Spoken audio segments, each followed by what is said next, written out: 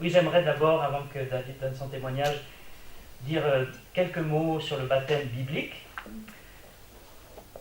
Depuis des siècles, les chrétiens cherchent dans les Écritures le sens du baptême, comment baptiser, pourquoi baptiser. Et déjà, le mot grec que le Nouveau Testament a employé dans tout le Nouveau Testament, c'est un mot qui veut dire plonger, immerger quelque chose ou quelqu'un. Et donc, le baptême, c'est immerger quelqu'un sous l'eau. Mais on peut se dire, mais pourquoi est-ce que c'est vraiment important d'immerger? Mais oui, parce que dans les Écritures, le baptême symbolise la mort, l'ensevelissement et la résurrection. Jésus a laissé 2 ordonnances avant de partir de cette terre, avant de monter au ciel. Il a dit, baptisez les disciples, instruisez-les, afin qu'ils suivent mes paroles. Et puis il a dit, chaque fois que vous prenez le repas, le pain et le jus de raisin ou la coupe, faites ceci en mémoire de moi. Et donc, nous avons 2 ordonnances, le baptême et ce qu'on appelle la Sainte Seine ou le repas du Seigneur. Aujourd'hui, c'est le baptême, c'est vraiment un moment très important dans la vie d'un chrétien, c'est quelqu'un qui est un disciple, qui veut suivre le Seigneur et qui le déclare en disant, voilà, j'avais ma vie d'avant, j'avais ma vie sans Dieu, et puis elle est enterrée sous l'eau, ensevelie sous l'eau, et maintenant je suis un nouvel homme, une nouvelle création, une nouvelle créature.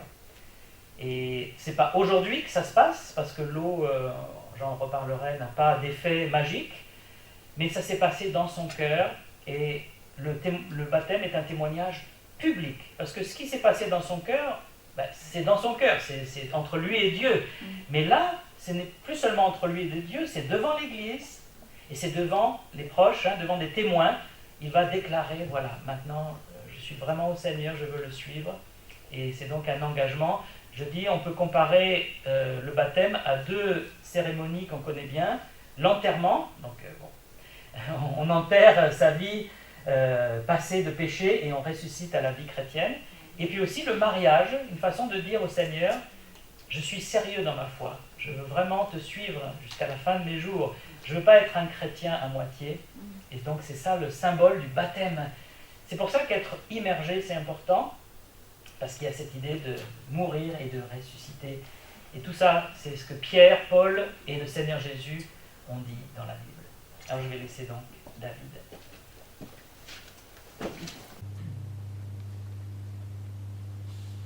Je vais par lire un verset que c'est le verset du jour que j'ai vu aujourd'hui dans le train en venant et qui m'a beaucoup marqué. C'est Romains 6, verset 23. Car le salaire du péché, c'est la mort, mais le don de la grâce, le don de Dieu, c'est la vie éternelle en Jésus-Christ notre Seigneur. Quand j'ai lu ce verset, ça m'a beaucoup touché parce que je me suis dit, on est tous pécheurs. Et il est bien écrit, le salaire du péché, c'est la mort.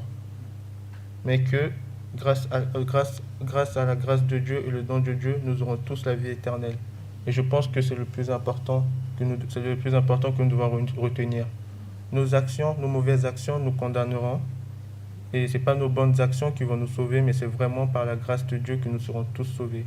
Donc, peu importe ce que nous avons fait, peu importe ce que nous n'avons pas fait, si un jour, à un moment de notre vie, on décide et qu'on demande à Dieu sa grâce pour aller au paradis et qu'on lui demande qu'on veut vivre avec lui pour toujours, il nous accordera toujours sa grâce. Parce que Dieu ne regarde pas notre passé, déjà il le connaît, il ne regarde pas notre présent, il connaît déjà tout. Mais tout ce qu'il attend de nous, c'est qu'on soit concentré sur lui, qu'on demande vraiment à ce qu'il soit dans notre vie, parce qu'on a repéré des choses qu'on faisait qui n'étaient pas bien dans notre vie, des choses qu'on faisait qui nuisaient à notre épanouissement personnel, même avec lui. Et du moment qu'on reconnaît tout ça devant lui et qu'on lui dit de tout cœur, d'un cœur pur, qu'on veut marcher avec lui pour toujours, je suis persuadé qu'il répondra. Et ce geste, on peut le faire n'importe quand, comme parce que je me souviens, dimanche dernier, le pasteur l'avait dit, on peut prier à n'importe quel moment. On n'est pas obligé de s'agenouiller, de se mettre dans des positions pour prier. On peut prier partout, seul dans son lit, bien au chaud dans sa couette, dans les transports, au travail, à l'école, Il suffit juste de prendre un instant et de dire ça à Dieu. Dieu, je vais tout abandonner pour te suivre, car je sais que tout ce que je fais, faut pas agir pour plaire à Dieu, mais il faut essayer de changer pour déjà améliorer notre propre vie. Parce que c'est tout ce que Dieu il veut. Dieu il veut pas forcément qu'on fasse tout ce qui lui plaît pour son plaisir personnel. Il a déjà son bonheur éternel. Tout ce qu'il veut, c'est notre bonheur. Et quand nous cherchons notre bonheur, nous cherchons sa gloire. Parce que à travers nous, quand les gens vont nous voir que nous sommes heureux et que nous sommes avec Christ, ça fait sa gloire. Ça montrera que quand tu es avec Christ, tu es heureux.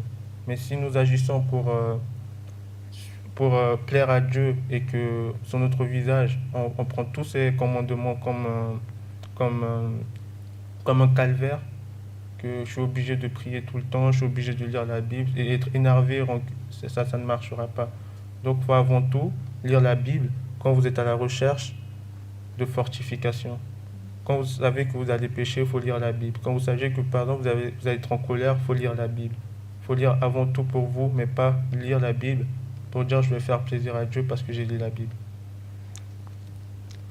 Et, et pour revenir sur le fait de croire en Dieu, moi personnellement, et que Dieu répond tout le temps à nos prières, comme je vous dis, à n'importe quel moment, vous pouvez prier, il va vous répondre. Et ça, je pense que même des fois, j'ai beaucoup de discussions avec des gens qui ne croient pas en Dieu, qui, qui pensent que Dieu ne répond pas aux prières. Mais moi, depuis que je suis jeune, quand j'ai quand j'ai commencé à prier, à croire en Dieu, je pense à 4 3 ans, quand je lisais mes petites Bibles, je me suis, de toute ma vie, je me souviens que quand je l'ai toujours prié d'un cœur sincère, d'un cœur pur, sans me disant parce que je me suis comporté bien, tu dois m'obéir, quand vraiment je lui ai juste demandé un truc d'un cœur sincère et, et que j'étais vraiment sincère avec lui, il m'a toujours répondu depuis ma naissance jusqu'à aujourd'hui. Et là, c'est un témoignage que je vais vraiment vous rendre, car j'ai énormément d'exemples dans ma vie. Il y en a peut-être un, par exemple, quand j'étais petit, j'étais le seul à la maison, le seul enfant. J'étais le plus petit, tout le monde était plus grand que moi. Je demandais à Dieu, et retenez bien ça, je veux des petits frères. Vraiment, j'ai dit pas de petite sœur parce que j'étais déjà trop entouré de filles. J'ai dit une prière précise. J'ai dit à Dieu, je veux des petits frères. Et à chaque fois que je priais, je courais, j'ouvrais la porte, je pensais qu'il allait me les envoyer tout de suite. Et quand je ne voyais pas, je ne perdais pas espoir. Je revenais chaque jour. Chaque fois que je me sentais seul et que je voyais que les grands, ils étaient que entre eux, je partais dans ma chambre, je priais, je vous disais, je courais, j'ouvrais la porte. Quand je ne voyais pas, il y avait personne, je revenais quand même parce que j'avais foi que un jour, il allait agir pour moi. Et je vous promets, quand je priais vraiment, j'y croyais à fond.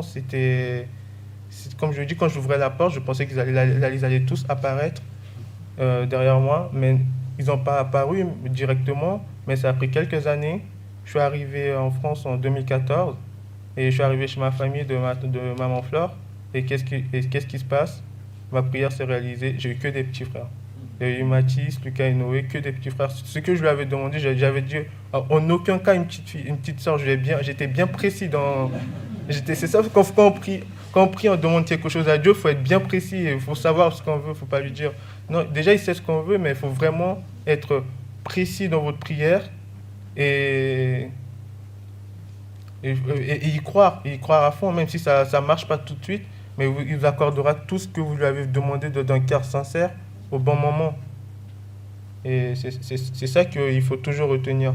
Peu importe, peu importe ce que vous demandez à Dieu, et il vous l'accordera si vous priez vraiment d'un cœur sincère. Et c'est suite à tout cela que vraiment j'ai décidé de dire devant Dieu et devant les hommes que je lui appartiens, car pour moi c'est très important. Car il fut un temps où je croyais beaucoup et il y a eu des temps où je croyais moins, où j'étais moins, mais maintenant je me suis dit, il faut que j'officialise avec Dieu. Parce que je ne sais pas ce qui va arriver dans le futur, ou est-ce que je serai croyant ou pas, mais je sais que je dois faire ce choix aujourd'hui et pour toujours, j'appartiens à Dieu car c'est vraiment très important pour moi. Et c'est surtout que ces derniers temps, on a traversé des moments difficiles et Dieu, il m'a toujours soutenu. Et tout ce que je lui ai demandé, il me l'a accordé. Et ça, c'est vraiment incroyable. Je me disais, bah, je suis pas proche de lui, il va jamais me répondre. Et il m'a toujours répondu. C'est là que j'ai compris que c'est pas parce que tu es bien avec Dieu qu'il est bien avec toi. Et quand tu es méchant, il est méchant avec toi. C'est vraiment que tu sois bon ou mauvais. Tout ce qu'il veut, c'est que tu lui demandes les choses d'un cœur sincère. C'est tout ce qu'il voit, ta sincérité. C'est c'est- c'est ce que j'ai pratiqué depuis en classe de première. Je pense, la première fois que je suis allé dans une église de moi-même en France, je pense. C'est parce que je sentais que j'avais vraiment besoin de lui par rapport à mes résultats scolaires. Je pense au premier trimestre, j'étais avant-dernier de la classe et je comprenais pas pourquoi. Je savais pourquoi, c'est parce que je faisais tous mes contrôles à la dernière minute, dans les 10 dernières minutes. C'est c'est là que je faisais. Du coup, et j'ai eu le conseil de classe, j'étais délégué et je voulais faire une première une prépa et ils m'ont dit que vu mes notes, que je pouvais pas aller en prépa et ça m'a vraiment choqué et je suis rentré, j'ai prié parce que je savais que Dieu m'avait donné les capacités.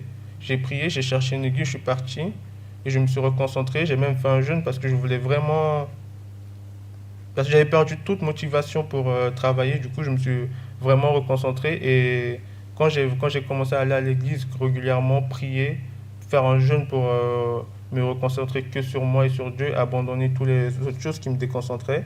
Et là, mes résultats scolaires, ils étaient sans grand effort, sans plus de travail, ils ont fait un pic juste parce que j'étais je m'étais remotivé, retourné vers Dieu pour avoir une bonne vie.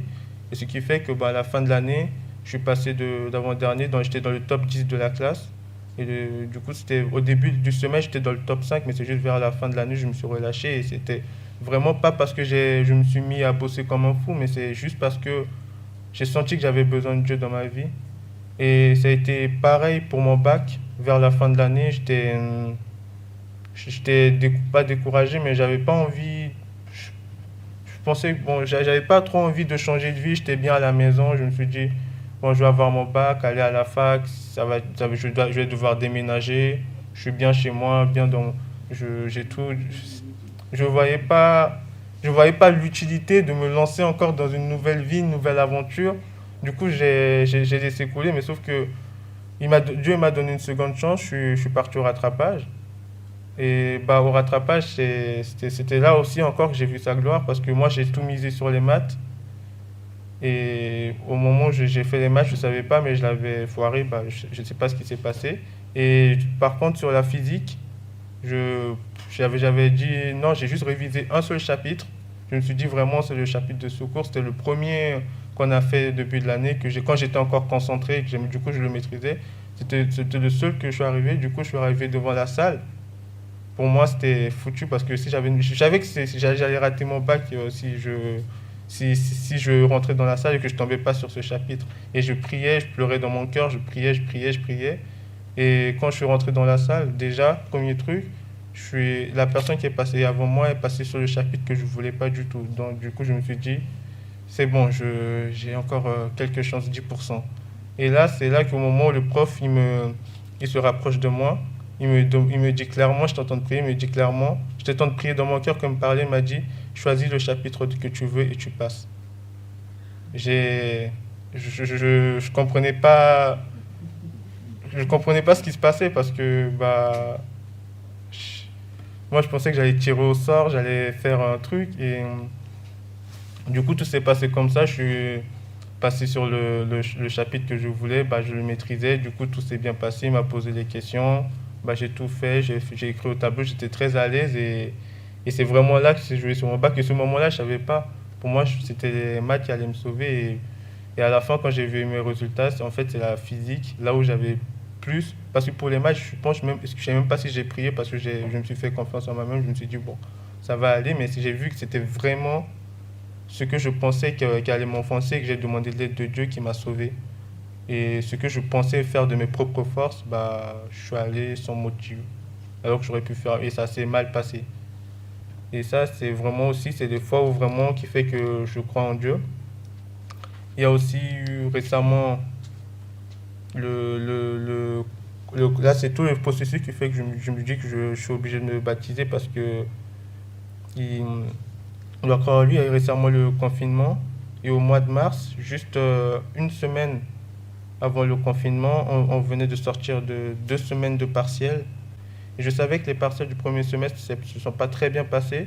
Je savais que je pouvais réussir les contrôles du deuxième semestre, mais j'étais vraiment très épuisé. Et même avec la volonté de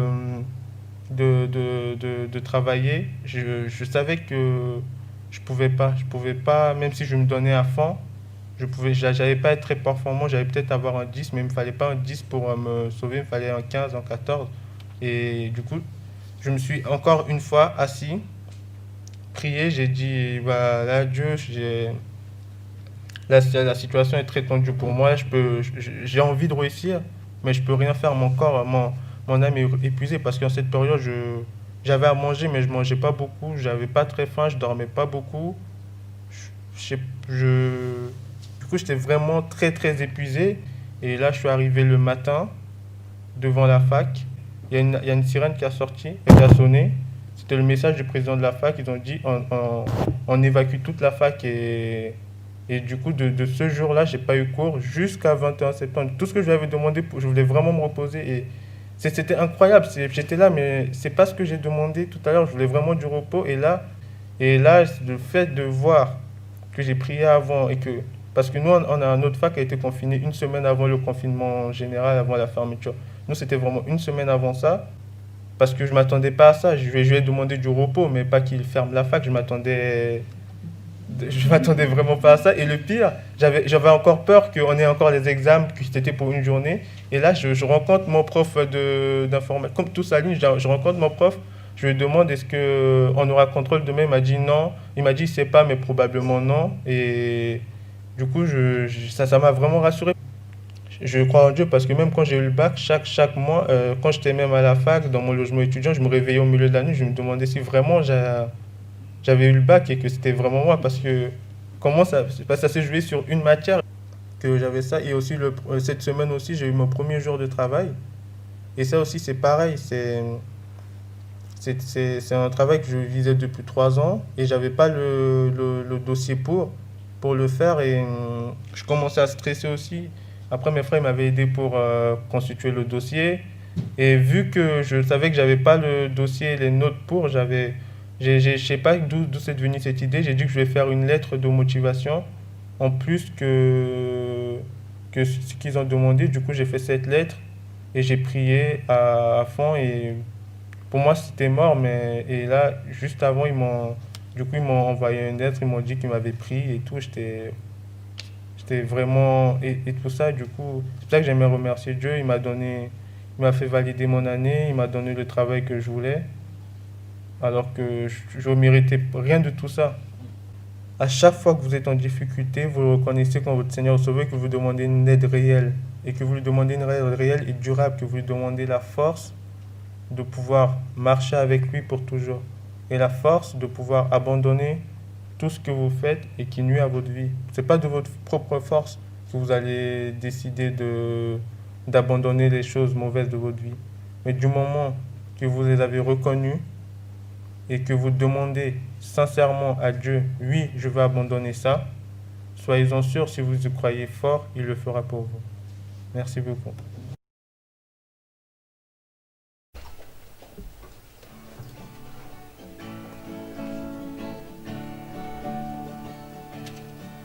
Non, jamais je ne saurais dire de mon sauveur l'immense amour, mais je veux pourtant vous redire que mon cœur lève pour toujours, poussé par son amour sublime au mystère éternel. Il aime pour laver mon crime et me conduire au ciel. Amour divin, grâce infinie, Jésus m'a pardonné. De quoi gloire, amour, bonheur et vie, Jésus m'a tout donné. Ici-bas tout finit, tout passe, famille, amis, bonheur, printemps, mais dans son amour et sa grâce, Jésus dans son beau ciel m'attend. Et ce sauveur, toujours le même, hier, aujourd'hui, demain, du haut de la gloire suprême, me conduit par la main. Amour divin, grâce infinie, Jésus m'a pardonné. Bonheur et vie, Jésus m'a tout donné. Désirant laver la souillure, Jésus de son côté percé laisse jaillir une onde pure qui passait tout est effacé. Viens donc à la source bénie, où il vient pour pécheur. Viens donc saisir pour toujours la vie, la grâce et le bonheur. Amour divin, grâce infinie, Jésus m'a pardonné. Paix, gloire, amour, bonheur et vie, Jésus m'a tout donné. Amour divin, grâce infinie, Jésus m'a pardonné. Paix, gloire, amour, bonheur et vie, Jésus m'a tout donné.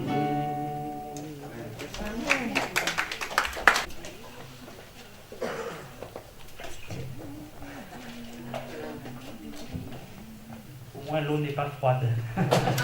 C'est pas chaud non plus, mais c'est pas froid. Alors David, eh bien, on est heureux de te voir obéir au Seigneur et de te voir avancer avec le Seigneur. On ne te connaît pas depuis très longtemps, mais dès que tu es arrivé, tu as dit, moi je veux avancer, j'ai trop attendu, il faut...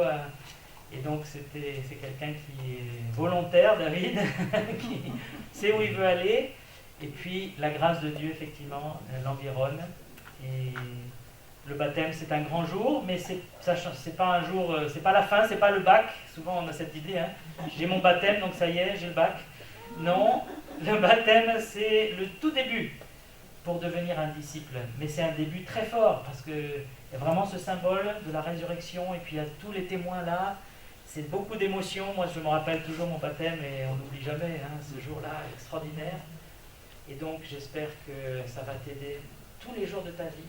Tu vas te rappeler, voilà, j'ai dit devant les hommes et les femmes de l'Église et devant mes proches, eh bien, je veux suivre le Seigneur. Alors, je te pose quelques questions, comme on fait toujours, solennelles.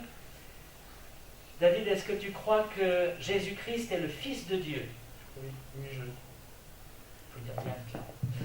Est-ce que tu crois qu'il est venu mourir et ressusciter pour nos péchés? Oui, je le crois. Est-ce que tu veux vivre maintenant pour lui, dans la foi en lui? Oui, je veux vivre avec lui pour toujours.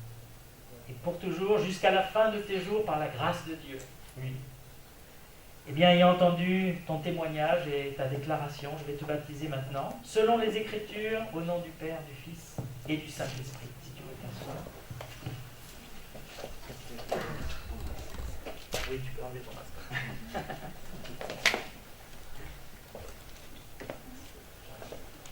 Tu appuies sur le... Voilà.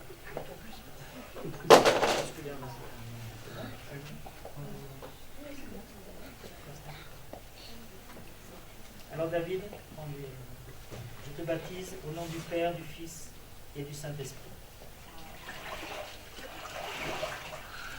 Et voilà.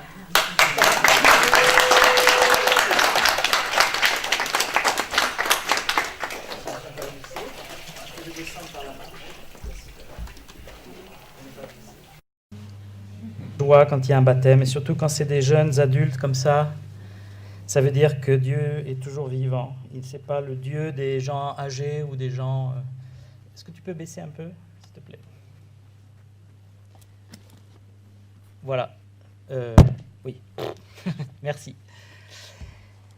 Dieu est vivant, il répond à la prière, il est un grand Dieu et il agit toujours. Au XXIe siècle, j'avais peur en tant que pasteur avec le confinement et le virus. Je me suis dit, l'Église va décroître, tout le monde va être découragé ou apeuré chez lui. J'ai dit, Seigneur, je t'en supplie, fais quelque chose. Et l'Église a prié et puis l'Église avance. L'Église grandit quand même, les chrétiens sont là et je suis heureux de vous voir ce matin présent. Il y a aussi le culte à 17h, et donc ça nous réjouit. Ce matin, j'aimerais dire quelques mots à partir de la parole de Dieu, des paroles de Jésus en Jean chapitre 17.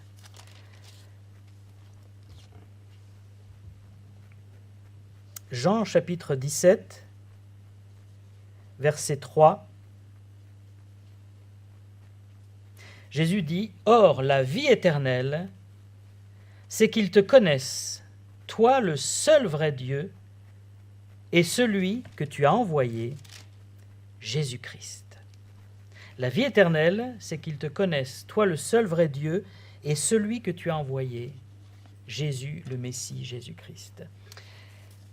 La vie éternelle, la vraie vie, la vie qui vient de Dieu, la vie qui va après la mort, qui est pure, qui est abondante, ne s'obtient pas par une religion, mais par une relation, puisqu'il dit, la vie éternelle, c'est qu'ils te servent, qu'ils t'obéissent, qu'ils quoi ?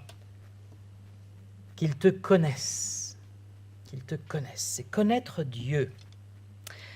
Et nous, les hommes, on a inventé des religions. Et on a des religions, on en a plein. Et on se dit, grâce aux religions, on va essayer d'atteindre Dieu, de plaire à Dieu. Et Jésus-Christ n'est pas venu fonder une religion, il est venu fonder une nouvelle relation avec le Créateur. Quand on a une religion humaine, on a des dogmes et des rites. En général, les dogmes et les rites, ce sont les hommes qui les ont inventés. Et ils demandent qu'on obéisse. En général, c'est pyramidal. Vous avez un chef en haut et il faut que tout le monde suive le chef humain. Dans la foi chrétienne, le chef, c'est Dieu, c'est Jésus-Christ. Et nous sommes frères en Christ. Et les religions humaines disent, ne réfléchissez pas trop, mais appliquez les règles. Il ne faut pas trop réfléchir. Il faut suivre les règles. Qu'est-ce qu'il faut faire pour être un bon chrétien ou un bon musulman, un bon juif ? Tu fais ça. Hein ? Les musulmans, ils ont les 5 piliers de l'islam. Les chrétiens, ils ont les sacrements, etc. Chacun a ses trucs. Si tu fais ça, ça ira bien pour toi, tu seras au moins, tu auras la moyenne, comme on dit. Parce qu'on est dans les allégories scolaires. Mais si vous lisez la Bible, ce n'est pas ce que Dieu a dit. Hein. C'est pas ce que Dieu a dit. Dieu veut qu'on réfléchisse, Dieu veut qu'on le cherche, Dieu veut qu'on pense et qu'on se pose des questions, qu'on se remette en question aussi. Quand on est dans une religion humaine, on multiplie des rites, des gestes, mais souvent sans les comprendre. Et on pense que Dieu a un cahier et il tient des comptes. Il dit, voilà, un tel, c'est un bon chrétien parce qu'il a fait tout ça, donc il a une bonne liste là. Et quand il va arriver devant le jugement dernier, Dieu va regarder la liste et dire, bon, mais tu as une bonne liste, je pense, tu as 7 sur 10, ça fait 14 sur 20, tu vas passer au ciel. Eh bien, ce n'est pas ce qui est dans la Bible. On ne passe pas au ciel avec des œuvres, avec des lois. Il dit, on n'est pas pardonné par la loi, on n'est pas pardonné par les œuvres, parce que le salaire, et David nous l'a lu tout à l'heure, le salaire que nous méritons pour nos œuvres, c'est quoi ? La mort éternelle. C'est ça que dit la Bible. Si on va venir à Dieu sur le compte de nos œuvres, voilà ce que j'ai fait, Seigneur, il va dire, on va faire le compte, mais le compte total. Tout ce que tu as fait, tout ce que tu as dit. Et on va regarder par rapport à ma loi parfaite. Et là, qu'est-ce qui se passe ? Par rapport à la loi parfaite, on est tous fautifs. On a tous failli, on a tous raté. On ne passe pas le bac, là, l'examen. On a échoué parce qu'on est tous désobéissants, rebelles à Dieu. Et c'est même déjà dès l'enfance, ça commence. Hein ? Mais la religion nous fait croire, ou veut nous faire croire que si on a assez de choses, de rites, ça ira bien. Et on fait les choses souvent par obligation, sans amour, sans joie. La religion devient quelque chose de sec. Et puis on juge les autres, on dit « Ah, toi, tu n'as pas fait autant que moi », alors on se juge les uns les autres, on se regarde, on s'accuse. Et puis, dans la religion humaine, on est souvent hypocrite. Pourquoi tant de Français sont athées ou agnostiques, ne vont pas à l'église? C'est particulier à la France quand même, il faut reconnaître. C'est à cause de l'histoire aussi, où il y a eu tellement d'hypocrisie au nom de Jésus, au nom de Dieu, que les gens disent « moi je ne veux plus rien savoir de Dieu ». C'est de l'hypocrisie. Alors bien sûr, c'est une bonne excuse pour ne pas croire, mais il y a quand même une faute un peu. Alors que quand on est dans la relation avec Dieu, la vie éternelle, c'est qu'il te connaisse. Alors là, on fait les choses pour connaître Dieu, on cherche Dieu, on lui parle, on essaie de savoir qui il est, et on regarde dans la Bible, et puis on regarde dans la vie et dans la nature, on dit mais Dieu est bon quand même, Dieu est grand, est-ce que Dieu est vraiment fidèle, est-ce que Dieu est vraiment juste? Et on découvre Dieu, et c'est quelque chose de fascinant, c'est une quête magnifique, extraordinaire, parce qu'on n'a jamais fini de connaître Dieu. Si on pense que ça y est, maintenant je connais Dieu, là on se trompe, on est dans l'orgueil. Dieu est infini, on n'a jamais fini de le découvrir. Et puis, on écoute ce qu'il dit, on lui parle, on échange avec lui, on peut dire. Il y a vraiment un échange entre nous et Dieu. Et on l'aime en réponse à son amour. Parce qu'on découvre, quand on connaît Dieu, à quel point il nous a aimés. C'est à un point tel que c'est inimaginable pour un homme. D'ailleurs, l'évangile est quelque chose que les hommes n'auraient pas pu imaginer eux-mêmes. Qu'est-ce que les hommes imaginent? Ils imaginent toujours le contrat et le troc. Moi, je fais ça, et Dieu me rend parce que moi, j'ai fait ça. C'est le troc. Ou alors le contrat, si tu signes pour 20 ans, je te donnerai la vie éternelle. D'accord, Seigneur, je signe. Dans la Bible, c'est la grâce. C'est la bonne nouvelle de Jésus-Christ qui meurt à notre place. C'est inimaginable. C'est Dieu qui nous aime. Il dit, vous ne m'aimez pas, mais moi, je vous aime quand même. Et je vais donner ma vie pour vous. Vous me rejetez encore, je vais vous appeler, je vais vous chercher, je vais plaider avec vous. Ça, c'est l'amour incommensurable de Dieu. Mais on pourrait se dire, mais alors le baptême, c'est bien un rite quand même. On a fait un baptême aujourd'hui. Le baptême, c'est une sorte de rite, oui, mais c'est surtout un symbole. On n'est pas sauvé par le baptême. Paul et Pierre nous disent bien que l'eau ne purifie pas les péchés. Ce qui purifie nos péchés, c'est la mort de Christ sur la croix. C'est son sang précieux. Mais pas cette eau ici. Cette eau est un symbole de la mort et de la résurrection, d'une nouvelle vie. Parce que quand on entre en relation avec Dieu, on entre dans une nouvelle vie. Imaginez que vous rencontriez quelqu'un de vraiment connu. Je ne sais pas, vous rencontrez Donald Trump, vous rencontrez un artiste, je ne sais pas si vous aimez des artistes connus, des chanteurs, et vous passez une semaine, il dit, et on va devenir amis. Vous devenez amis avec cette personne que vous admirez quand même, même c'est un rêve pour vous de vivre cette semaine, et en plus il dit, tu es mon ami maintenant. Est-ce que ça changerait un peu votre vie? Je pense que oui quand même. Maintenant, je suis ami avec un tel, avec une telle. Ça ferait quelque chose, ça me donnerait d'autres objectifs dans la vie, peut-être, je ne sais pas. Mais imaginez de rencontrer le Créateur lui-même, de connaître Dieu. Ça ne doit pas nous laisser pareil, c'est pas possible. Le problème, c'est qu'il y a beaucoup de gens qui disent « je connais Dieu » ou je crois en Dieu », mais leur vie n'a pas changé. Il ne s'est rien passé. Et on peut même douter, parce qu'il dit « je suis croyant mais pas pratiquant ». Qu'est-ce que ça veut dire ça, croyant mais pas pratiquant? Ça veut dire « je crois qu'il y a un Dieu, mais pour moi, il n'a pas d'importance dans ma vie ». Mettez une gifle ou dire ça, c'est pareil.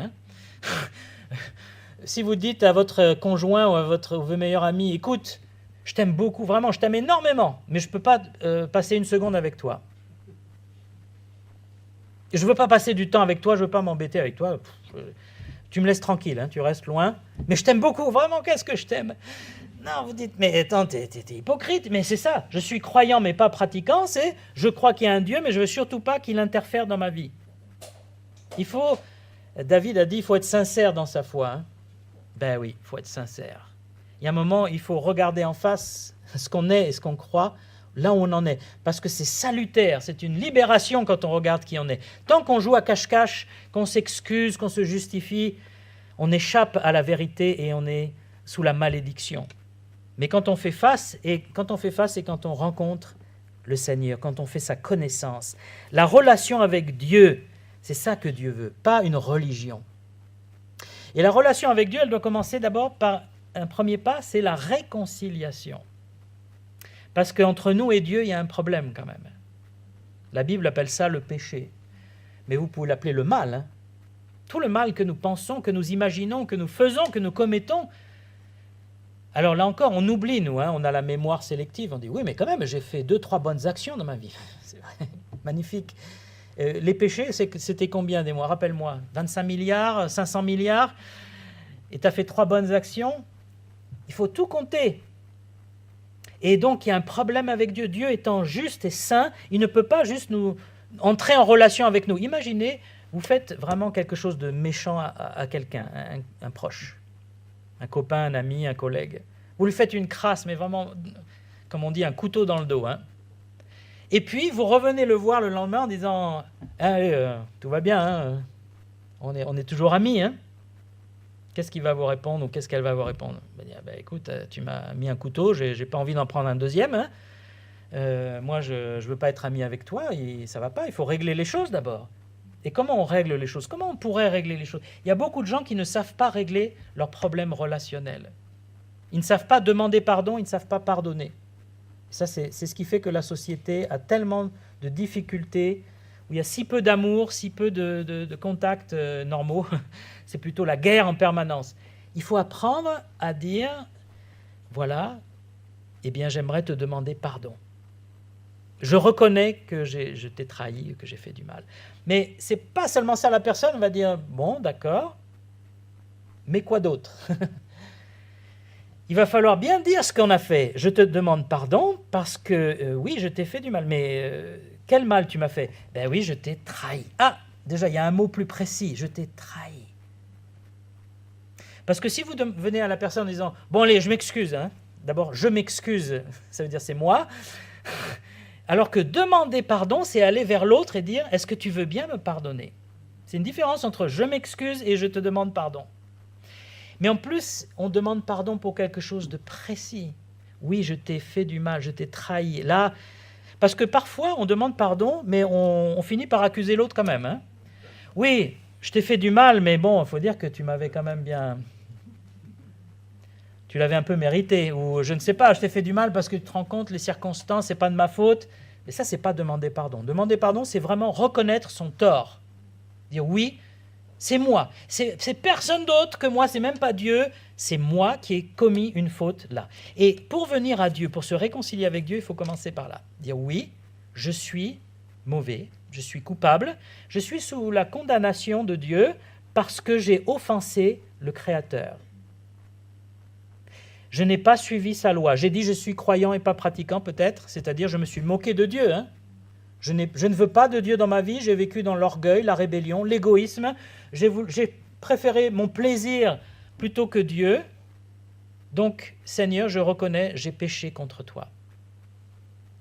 Et quand on vient dans cette attitude humble, là, on peut recevoir le pardon de Dieu. Quand j'étais petit, on allait à la confession, ça a presque disparu maintenant. Hein. Et donc, il y avait le prêtre qui m'attendait, et moi, j'étais enfant, j'avais 7-8 ans. Mais je ne savais pas quoi dire. Il n'était pas question que je lui dise la vérité. J'avais trop honte. Donc, j'inventais des petites choses. Oui, j'ai piqué un bonbon à mon copain. J'avais fait des choses plus graves. Et je ne partais pas pardonner. Et pour être pardonné, il a fallu qu'un jour, j'avais 19 ans, je vienne à Dieu lui-même et que je dise « je suis mauvais ». J'étais devenu athée entre-temps, complètement anti-Dieu, anti-religion, anti-Dieu. Mais je suis mauvais, je suis d'un égoïsme profond. Mon orgueil et me dégouline. Je n'en veux plus, Seigneur, je te demande pardon, je t'ai offensé, je t'ai fui, parce que je fuyais Dieu. C'est pour ça que j'étais athée. Et quand j'ai entendu parler de l'Évangile et de Jésus-Christ, c'est ça qui m'a attiré vers Dieu à nouveau. Parce que dans une relation, il y a aussi celui qui fait le premier pas. On revient à notre histoire. Vous avez fait une trahison à quelqu'un. Normalement, la personne va attendre et dire, bon, s'il vient me demander pardon ou si elle vient, peut-être je lui pardonnerai. Maintenant, c'est Dieu, lui, qui a été trahi, qui a été offensé par nous. Et qu'est-ce qu'il fait? Est-ce que vous pensez qu'il attend? Qu'il a attendu en disant, bon, ben, quand ils viendront, je les pardonnerai? Non. C'est lui qui est venu, qui a fait le premier pas, il y a 2000 ans. Jésus dit, que la vie éternelle, c'est que tu connaisses le seul vrai Dieu et celui que tu as envoyé, Jésus-Christ. Et ailleurs dans Jean, il dit, Jean 14, il y a un seul chemin, une seule vérité, une seule vie, c'est Jésus-Christ. Il est le chemin, la vérité et la vie. Pourquoi? Parce que Dieu est venu en la personne de Jésus faire la réconciliation. Parce que nous, on ne voulait pas. Nous, on restait dans notre coin. Mais lui, il a fait le premier pas, un pas d'amour, parce que Jésus est venu dans l'humilité, dans la douceur. Il a guéri les gens, il a fait du bien tout le temps, et il a accepté de mourir à notre place. Parce que la mort de Jésus, il n'était pas mort en martyr. Ce n'est pas qu'il n'a pas eu de chance. Non. Jésus aurait pu éviter la mort sans problème. Il s'est livré à la mort. Pourquoi? Parce que c'était écrit dans l'Écriture qu'il allait mourir pour nos péchés. C'est le prophète Ésaïe, 700 ans avant Jésus, qui a dit « Il était blessé pour nos péchés, brisé pour nos iniquités, et le châtiment qui nous donne la paix est tombé sur lui. » Et ça s'est passé le jour de la crucifixion. Il y a eu 3 heures de ténèbres en plein midi, lorsque Jésus était sur la croix. Tout le monde a paniqué, ils se sont dit, mais qu'est-ce qui se passe? Le soleil, on ne voit plus le soleil, il est midi. Il n'y avait pas d'éclipse, c'était la pleine lune. Et pendant ces 3 heures, Jésus a été puni, condamné, frappé pour mes péchés, pour vos péchés. Et il a fait la réconciliation. Ce n'est pas juste qu'il est venu nous tendre la main, il est venu carrément donner sa vie. Je vous donne une image. Admettons que vous ayez commis un crime. La police vous arrête, vous arrivez au tribunal, et puis il y a un avocat qui vient vous voir, je veux te défendre. Bon, ben d'accord. Et l'avocat arrive en disant, c'est moi qui ai commis le crime, c'est pas lui. Et l'avocat est condamné à la prison à votre place et vous sortez libre. Je pense que c'est pas possible avec la justice actuelle. On prouverait que c'est quand même vous qui l'avez fait ou moi qui l'ai fait. Mais c'est ce qu'a fait Jésus. Il vient nous défendre et il dit, c'est moi qui ai fait, et c'est lui qui a été frappé. Est-ce qu'il y a un amour plus grand que ça? Dans l'Épître aux Romains, Paul il dit, quelqu'un allait peut-être mourir pour un juste.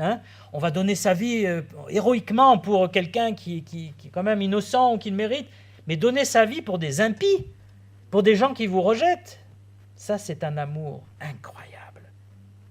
Et c'est comme ça que Dieu veut faire cette réconciliation et entamer cette relation, pas cette religion, cette relation. Et donc, cette relation va créer une nouvelle vie, parce qu'on ne peut pas être le même ou la même après avoir rencontré Dieu. Dans Romains 6, 4, je vous lis ce verset, Paul aux Romains, il dit « Nous avons été ensevelis avec Jésus-Christ par le baptême en sa mort, afin que, comme Christ est ressuscité des morts par la gloire du Père, de même, nous aussi, nous marchions en nouveauté de vie. » Il dit, comme Christ est mort et ressuscité, nous aussi, nous mourrons et nous ressuscitons. Et la résurrection d'un chrétien, c'est qu'il marche dans une nouvelle vie. C'est un peu la mode de changer de vie, surtout chez les Parisiens. Il y a pas mal de jeunes bobos un peu qui gagnent bien leur vie à Paris et puis ils disent, j'en ai marre de Paris, j'en ai marre de la pollution et des voitures. Je vais aller faire du fromage en Corrèze. Donc, ils quittent tout et ils élèvent des chèvres et ils font du fromage. Ils changent de vie, mais c'est plutôt extérieur comme changement de vie. Parce que la nouveauté de vie dont Dieu parle ici, c'est à l'intérieur que ça se passe. Que vous restiez à Paris, que vous soyez en Corrèze, vous serez le même. On disait souvent, on pensait pendant des siècles, que quand on allait au monastère ou au couvent et qu'on devenait moine ou monial, on serait plus proche de Dieu, plus saint, plus pur. On sait aujourd'hui que c'est faux. Il se passait des choses dans les monastères et les couvents, je ne veux même pas vous en parler. Parce que le cœur humain est le même. Pour être enfermé dans une pièce avec juste un livre religieux et une table, votre cœur est toujours tortueux. Vous allez avoir des mauvaises pensées, des imaginations. Il y avait des conflits dans les couvents. Souvent, la mère supérieure divisait tout le monde pour mieux régner. Il y avait des gens qui étaient battus, meurtris, qui se suicidaient. On a connu une bonne sœur qui a été maltraitée parce qu'elle posait trop de questions. Ça, c'était au XXe siècle. Dans les années 80, je pense, 1980. Elle posait trop de questions et la mère supérieure a dit à toutes les autres, celle-là, il faut qu'on la calme. Et elle s'est retrouvée plusieurs fois enfermée dans un cachot. Elle est tombée malade et elle allait mourir. Son frère, qui était médecin, est venu. Il a dit, mais elle va mourir. Mais non, ça ira bien, disaient les autres. Et lui, de force, il a sorti du couvent. Et elle n'a jamais remis les pieds dedans. Et nous, on l'a rencontré des années plus tard. Vous n'êtes pas meilleur quand vous changez de vie extérieure. Il faut changer à l'intérieur. C'est le prophète Jérémie, j'aime bien, il a toujours des choses imagées. Il dit, si tu te lavais avec du nitre, c'est une sorte de vinaigre, si tu utilisais de la potasse c'est ce qu'on fait pour les lessives, ton iniquité resterait toujours marquée devant moi, dit le Seigneur. C'est-à-dire, tu peux te laver l'extérieur comme tu veux, tu peux te maquiller, tu peux faire la chirurgie esthétique, tu peux changer de vie, tu peux partir où tu veux. Ton iniquité est toujours là, à l'intérieur. Et Jérémie, toujours au chapitre 13, il dit « Un Éthiopien peut-il changer sa peau? Un léopard peut-il enlever ses taches? De même, pourriez-vous faire le bien, vous qui êtes accoutumés à faire le mal ?» On ne peut pas enlever ce qu'on est, nos péchés. Il faut que ça vienne de Dieu. Et David nous l'a redit, si tu essaies de faire par tes forces, tu ne vas pas y arriver. Combien de gens ont essayé de changer de vie, de dire, je pense que ça nous est tous arrivé, j'espère en tout cas, où on s'est dit, bon là il faut que j'arrête quand même. Il y a telle addiction, ou il faut que je sois un meilleur mari, une meilleure femme, un meilleur père, une meilleure mère, un meilleur enfant, une meilleure fille, un meilleur copain. Quand même, non, là, il faut que je me calme, il faut que j'arrête, il faut que je m'améliore. On a tous eu ce désir. Et qu'est-ce qui s'est passé en général? On a laissé tomber, parce qu'on n'y arrive pas. En général, ça se passe autour du 1er de l'an. À partir de l'année prochaine, c'est fini. Je deviens parfait. Et puis, quelques jours après, on a déjà échoué. Et ça décourage, c'est vrai d'échouer, c'est très décourageant. Et jusqu'au jour où il faut qu'on comprenne que Dieu peut nous donner un nouveau cœur, une nouvelle vie. C'est ça qui est merveilleux. Jésus a parlé avec un grand rabbin, un docteur d'Israël qui s'appelait Nicodème. C'est en Jean chapitre 3. Cet homme, il enseignait la Torah, il était un érudit, connaissait énormément de choses, il avait certainement une vie très stricte. Les rabbins, ils avaient une vie très codifiée. Et Jésus lui dit, tu sais, pour entrer dans le royaume de Dieu, ce qu'il faut faire, il faut naître de nouveau. Il faut naître d'en haut. Il faut naître de l'esprit. Et Nicodème, il ne comprenait pas, naître de nouveau. Mais il faut que je revienne dans le sein de ma mère? Non, c'est spirituel. Mais ça vient d'en haut. Ça s'appelle la nouvelle naissance. Et cette nouvelle naissance, on ne la crée pas. Est-ce que je me suis fait naître moi-même? Ben non. C'est dans ma mère, il y a un moment, il y a eu un déclenchement, plaf.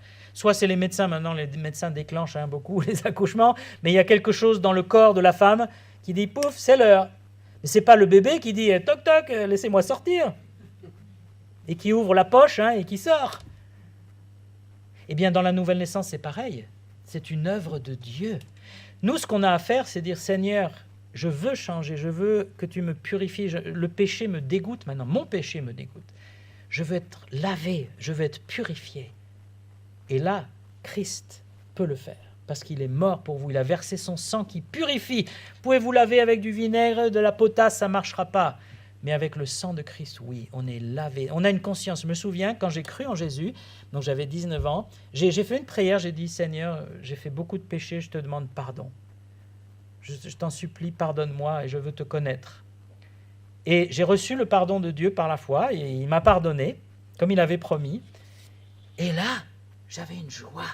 Je me sentais pur comme un bébé, quasiment. Alors que j'avais 19 ans. C'est-à-dire, tout était effacé, tout était lavé, j'avais le compteur à zéro. Qu'est-ce que c'était merveilleux. Et c'est ça l'œuvre de Dieu.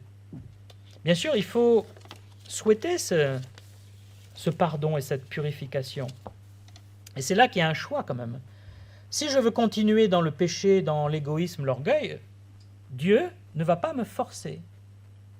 Mais il le dit, je te préviens, si tu continues, la fin, c'est la mort. Éternelle, c'est pas juste la mort physique, hein, la mort éternelle, c'est-à-dire tu es perdu pour l'éternité. Après la mort, il y a encore la vie, hein, soit avec Dieu, soit sans Dieu, dans l'enfer. Et donc, c'est à nous de peser le pour et le contre. Mais je peux vous assurer, et David pourra vous le dire aussi, que quand on vit avec Dieu, il y a cette joie, il y a cette paix, il y a cette pureté, il y a cet amour de Dieu qui coule. Si on lui laisse la place, bien sûr. Hein.